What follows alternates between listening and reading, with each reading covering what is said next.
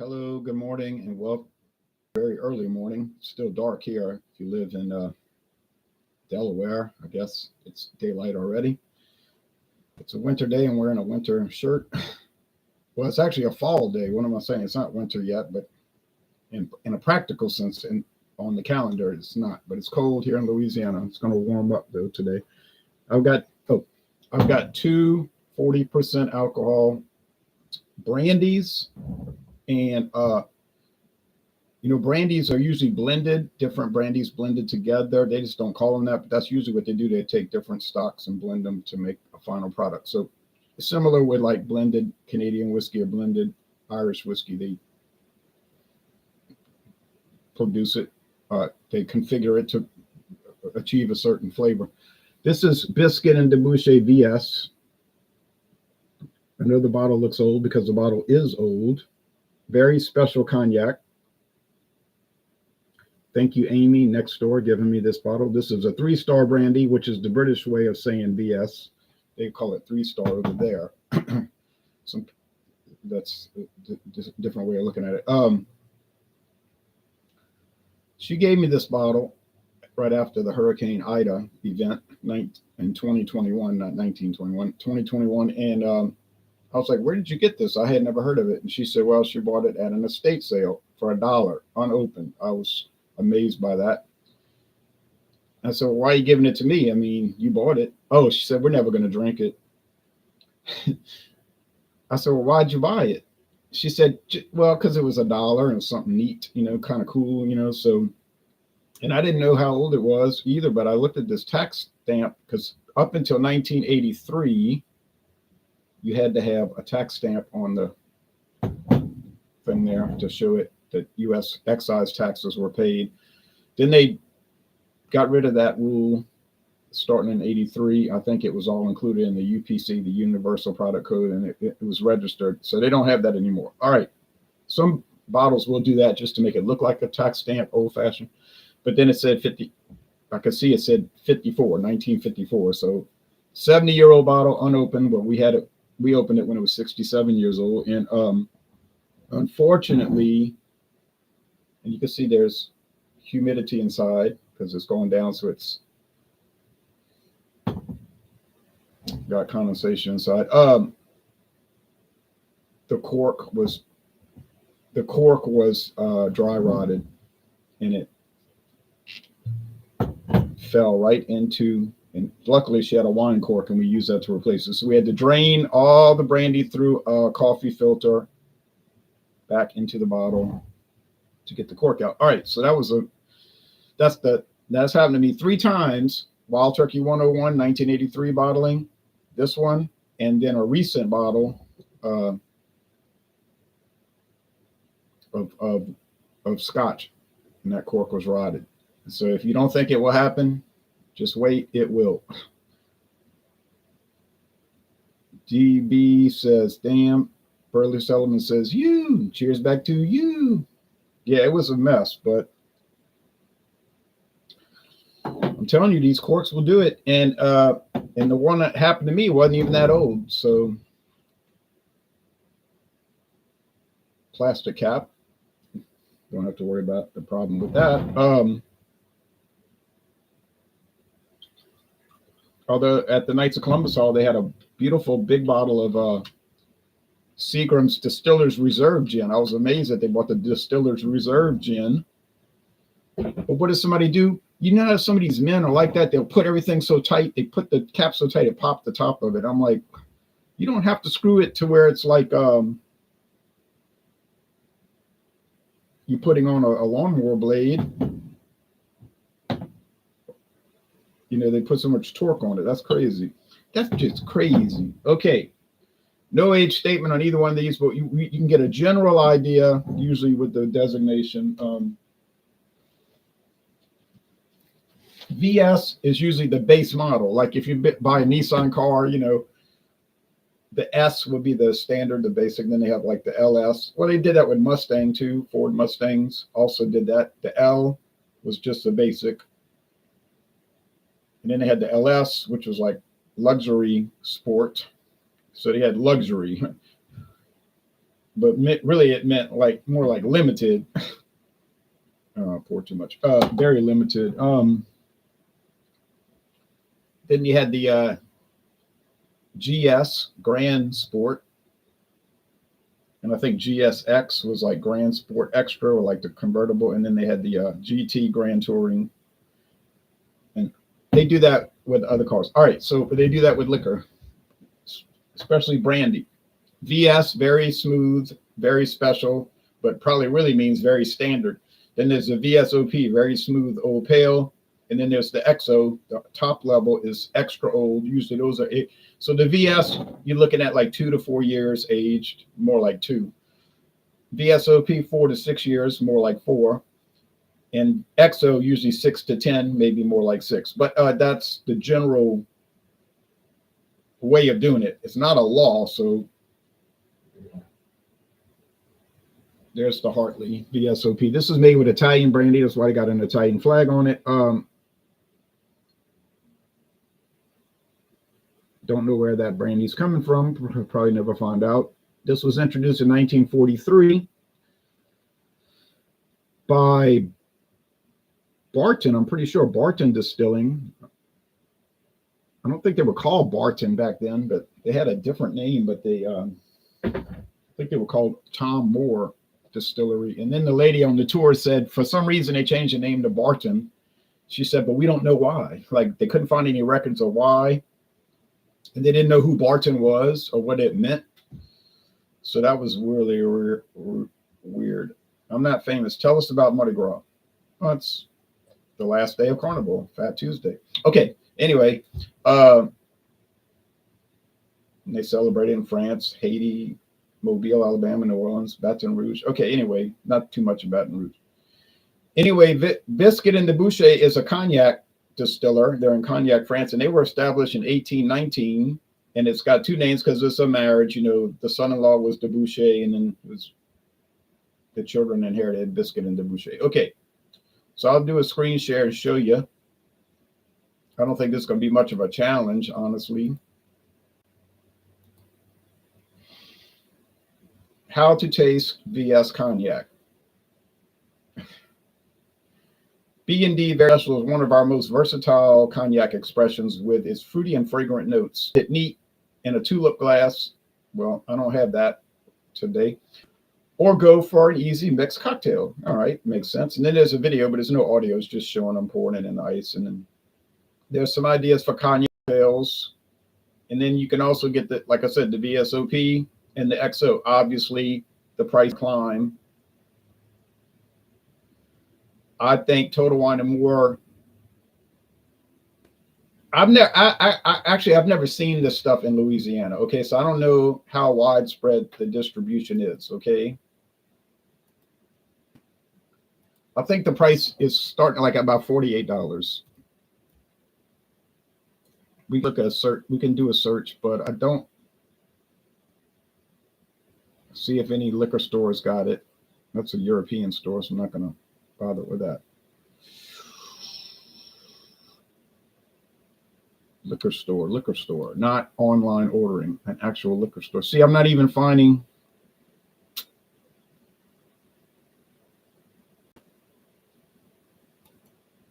This looks like a liquor store. Zambia Whiskey Emporium .co.za. I think it's Zambia in Africa. See, it might be more of that kind of distribution. $589.99. That's rand. I think that's a South African. Oh yeah, South African. So I don't know that translates to dollars. 589. Let's say 590 rand to dollars.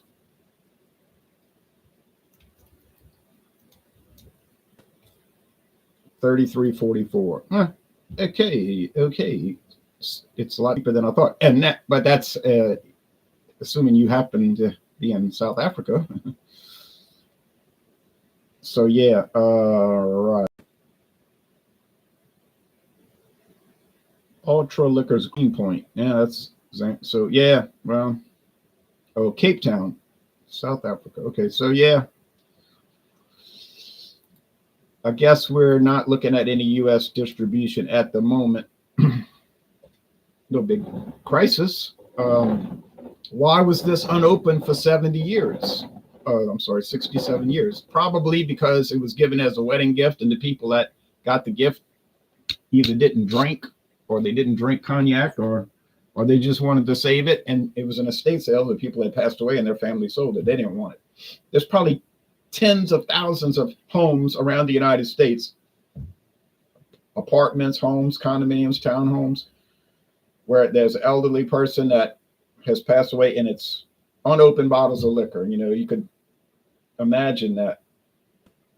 Probably given his wedding gifts and never opened. She also had a bottle of scotch, Royal Salute. Yes, Royal Salute. And it was a 1949 bottle, unopened. Unfortunately, the cork failed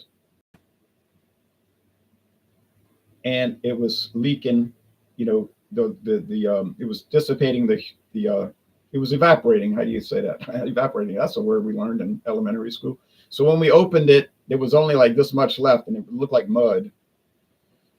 And I smelled it. I said, I would never drink that. She said, neither me. So we had to dump it. But Royal Salute is not $33, maybe $133, $150. When I did take a taste of the 2023 vintage in England, and it was like $150. She said, the lady at the airport just approached me at the liquor store. She said, would you like to try Royal Salute? And that rang a bell. I was like, Chivas Brothers Royal Salute. I know that's a pricey product. So, of course, I tried it. And it was fantastic. But I wasn't looking to pay $170, you know. But yeah, that was great. So, yeah, you could find these around. But, I mean, I guess I know people that do that. They go to estate sales every weekend. They probably don't need anything. They just do it for, I don't know, like a hobby. I know people go to garage sales, yard sales every weekend. And do they need to buy anything? No. They just look around, buy stuff. You find some unusual things at these sales. I found a big stack of record albums, LPs. No scratches whatsoever. Whoever had these record albums, these LPs, long playing albums, vinyl, was meticulous about not getting them scratched. They played perfect. Now they had been, you know, they weren't mint condition on the packaging. Person obviously taking them in and out, and you get wear and tear on that, on the cardboard casing. But it was unreal, and it was 25 cents an album.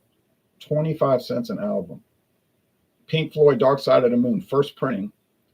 Deep Purple, Machine Head, 1972, first printing. These were all first printings. Like whoever had this collection bought the album as soon as it came out. Pink Floyd, Wish You Were Here, first printing with the original cover, not the cover that you see. They had a different photograph on the first cover, on the original printing. It was a different photo. Queen Jazz with the poster in it. Dark Side of Wish You Were Here had the postcards in it. That the original album came with postcards that you could send to people. Wish You Were Here, get it? So yeah, you can find things like that. I couldn't get over that. Black Sabbath Volume 4 with a booklet in it, and they had all kinds of. And I bought everything they had, you know. And I went to a church garage sale once, or really a parking lot sale. Found a stack of records. I think it was. I ended up paying 17 cents a piece. Now that wasn't my type of music. It was more like stuff you hear on Lawrence Walk Show, but it was very high quality, and I bought them all, and they were all most of them had no scratches. And one time I went to a garage sale and they had a box with a handle on it, and I opened it and it was packed, jam-packed with singles, you know, 45s. Creedence Clearwater Revival, Sonny and Cher, the Beatles, Donovan, and I paid 50 cents. I think that they were selling the whole 50 cents. So that's right, Tommy. You're right. Okay, here we go. Cheers to all of you. So yeah, I'm sitting there downgrading garage sales, and then I'm talking about all the great finds I had found at garage sales and all the beautiful beer glasses I found at those yard sales and cognac glass. I did break a bunch of them on accident, of course.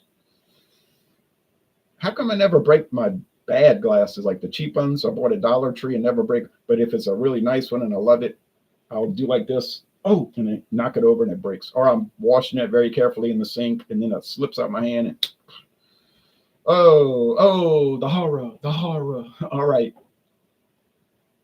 You could see that the Bisquit and Dubouché was much darker. Now, getting on with this. Sazerac, I'll give them credit. Then they put out a lot of low-end products. Don't get me wrong. You know they do. But then they also put out high-end stuff like Weller, Blanton's, Eagle Rare, and all that. And I know our store today is going to be selling gift baskets containing Blanton's, Eagle Rare, Weller, expensive cheeses, and all of that in one basket. Oh, they're probably in line right now. I bet you that store is going to open an hour early, and that stuff will set that they'll sell those baskets in 30 minutes.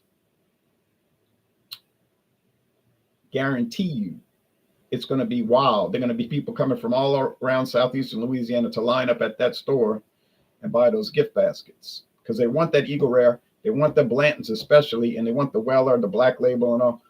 Oh yeah, they're going to go wild over there, and every one of those people waiting, you're going to see they're going to have a shirt, a work shirt. They're all getting ready to go to work. They'll say Marathon, DuPont, right? They all drive expensive trucks. And they're working at the refinery, Shell, it'll say Shell, chemical, Shell oil. And they're making the money to afford that. Okay.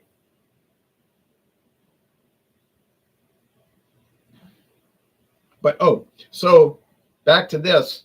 I was saying they do put out high-end stuff like that, but they also put out a lot of low-end stuff like Crystal Palace Gin and Crystal Palace Vodka and Hartley Brandy. But they'll tell you if they're adding coloring or flavoring. They're not ashamed of it. They just put it on there. Natural flavors and caramel color added.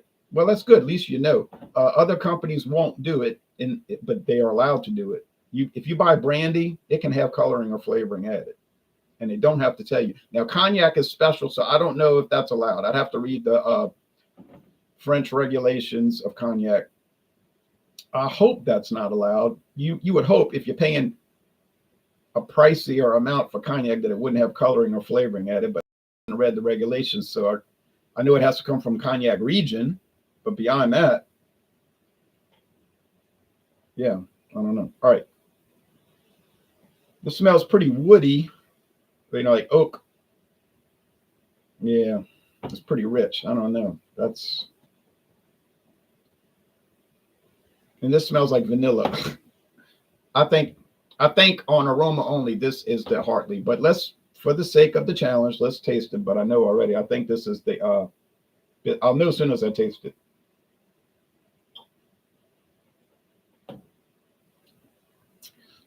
That's so dry.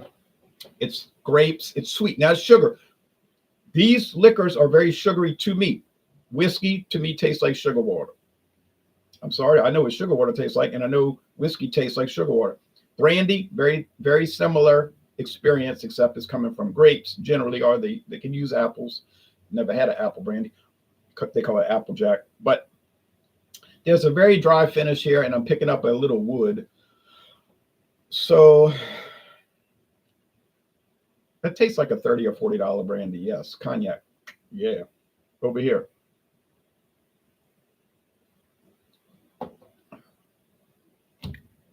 It's okay. It's also sugar water tasting, but I'm tasting some vanilla.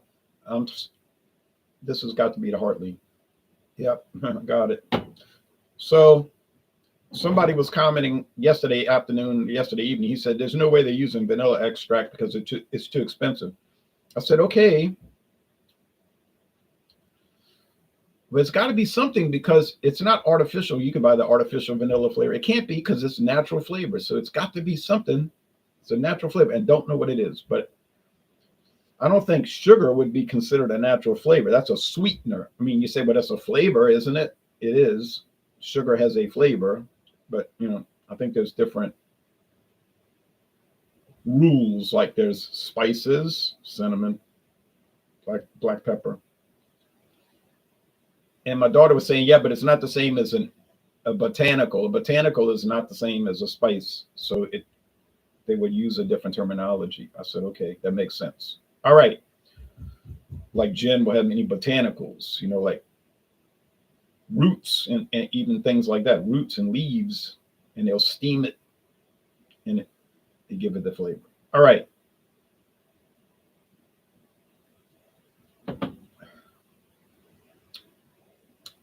Very oaky, much better. I said that as soon as I tasted the oak. Much better quality, which you would hope it would be since it's a much higher price. This is on sale right now for $8.99 at Winn-Dixie and Total Wine and More. So $8.99. That's pretty much the cheapest brandy you're going to find in America. Even Christian Brothers, Paul E&J brandy, which are very low priced. I don't even think they go down to $8.99 these days. So there was Albertsons brandy at one time, but they got rid of it because they replaced it with D.W. Anders, probably the same stuff, also from Sazerac. They did that because Albertsons owns so many different stores now. They're not going to sell Albertsons brandy at Jewel Osco, right? They're not going to sell Albertsons brandy at Bonds. But if they have a private label called D.W. Anders,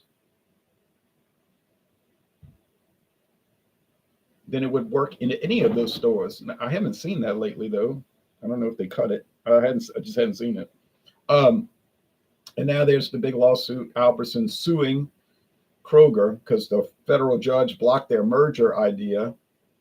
It's been dragging out for 2 years. And now it was on the news. I was reading it. They said Albertsons filed a lawsuit against Kroger saying that they were doing nothing to help get the merger done. And they were like not playing fair. And Kroger's like, their counter argument was totally ridiculous. Your lawsuit is frivolous. It's a joke. We were just trying to make a partnership, and now you're suing us. It's. I don't know how that's going to pan out. I know Kroger is huge, and I know Albertsons is huge. We've got one here. Oh well, I'll say here, 37 miles away. And I think the article was saying, I think it was Wall Street Journal. They were saying that if they did combine into a single corporation, that it would be like 12% of the market or 11%. I thought, well, that's not really that big. They said, but Walmart is at 17% of the grocery store market these days. And some people were making comments. They said, isn't that strange that Kroger and Albertsons wanted to combine into this huge thing and have 11% of the market, and the U.S. government blocked it, saying that it would hurt competition. But yet Walmart's got 17%, and they never get an antitrust lawsuit filed by the U.S. regulators. Never. It's like, what, they have some kind of special treatment? I'm not saying that. I'm saying that's what the article said. So it makes you wonder why they would get so hyper over that. But look what happened with Anheuser-Busch. The same thing. They had to get rid of Anheuser-Busch bought S.A.B. Miller. They bought Miller Brewing and all that. Then they had to get rid of it the next day because the government said they were going to take them to court for being a monopoly. Well, all they did was flip it. They bought it and they sold it to Molson and Coors. That's all they did. They didn't really ever run it. How you going to do that in one day? They bought it and flipped it to Molson Coors, which is a 50-50 company, by the way. I keep hearing people say, you remember when Molson bought Coors? And I'm like, no, I don't remember that, because if you read the website, it's a 50-50 company. Molson doesn't own Coors and Coors doesn't own Molson. It's got two directors. One's last name is Molson and the other guy's last name is Coors. Read their website. They'll tell you who runs it. You say, well, that's fine. What if they start to disagree on things? And yeah, well, that could be a problem. A partnership can be a problem if they don't agree. Ask the Beatles. So, But so far, that's been running pretty smoothly. I think they make a lot of mistakes with their marketing, whatever, but in their distribution. But that's, not my company. Anyway, so the winner here, the clear and present winner, is the, as they call it, B&D V.S, Bisquit and Dubouché V.S. Good stuff, but unfortunately, it looks like we can't get it in America anymore.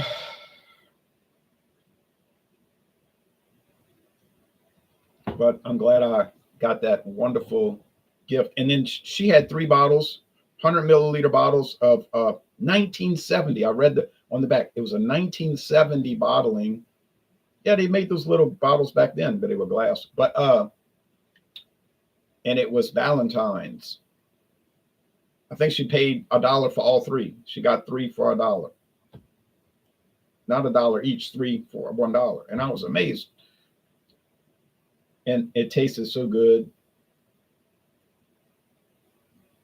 I love Valentine's scotch. Some people downgrade Valentine's, like, that stuff's no good. I'm like, I'm thinking to myself, are you crazy?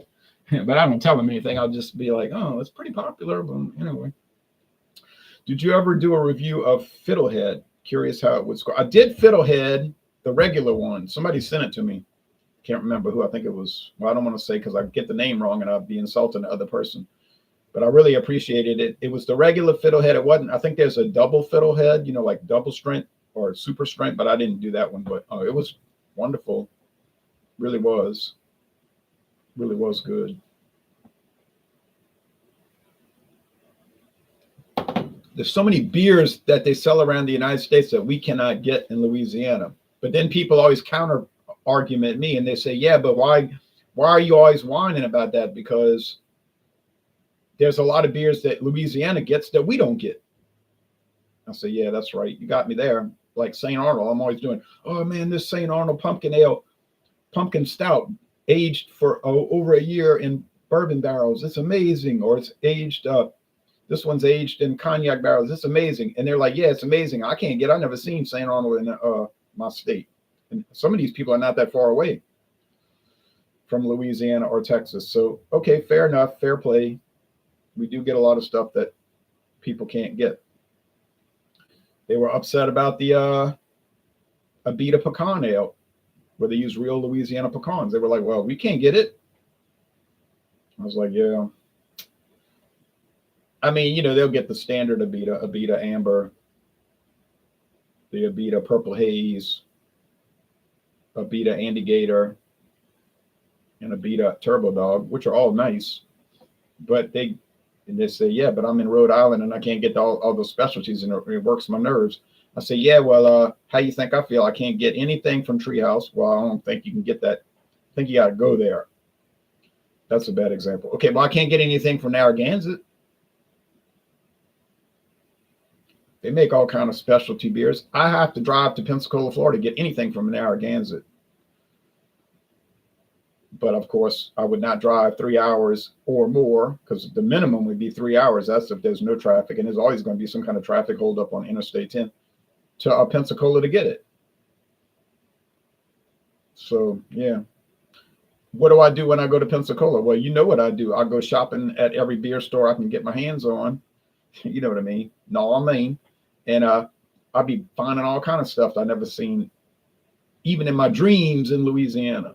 And when people come to New Orleans, they do the same thing. I know they go to Rouse's and they're like, oh, it's amazing. And they go to Stein's and it's amazing. Or, all those stores. And they're just like, oh, man, I can't get over it. So it works both ways. And I guess it works like that with liquor, but we get I think a lot of people get a pretty good selection of liquor. Just might cost you an arm and a leg. Yeah. But so final assessment, Bisquit and Dubouché is easily an A. And this is their lowest grade. It's an A with no effort. You understand what I mean? It's just like an A. Most excellent all the way around. Hartley, well, I guess it's more like a B. It's good. You could say B plus perhaps, and I guess I'd go along with that. It's a lot better than 10 years ago when it would not get a C minus unless you were feeling generous. And I guess I was when I did my videos. But it was grim. I used to say that it was grim, grim. And I would shake my head and think, why would someone buy this? Truly, why would you buy it? You can't say, oh, because they're an alcoholic. No, there's cheaper stuff than that. Vodkas, that's just cut rate, or gin that's even cheaper, that would help, if one should say help, further along a terrible habit or an addiction. But I think they realized, I think Sazerac realized, hey, look, we got to do better with this. This is not cool. We got to do better. And they might have told their Italian supplier, you've got to do better, or we'll just kill it. Just kill it. No one cares. No one's going to care if we kill Hartley. And they improved it. And I have not tried the flavor, so I don't know what Hartley apple or pineapple or Hartley, what else they have? Hartley apple, Hartley pineapple, Hartley, all the usual flavors that they have with these things. Might be like red berry or whatever they do in grape. I don't know. I don't mess with that stuff, but yeah.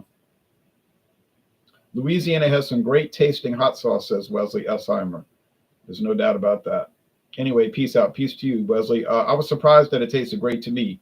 6.2. Yeah, Fiddlehead. If you ever see Fiddlehead, don't hesitate to buy it because it's a jewel. But like I said, we can't get it here. All right. Anyway, thanks for watching. The video ran long, but it was a lot of interesting things to talk about, I thought, related to the product, more or less. Okay. We are products, plural. Y'all take care now. Bye-bye.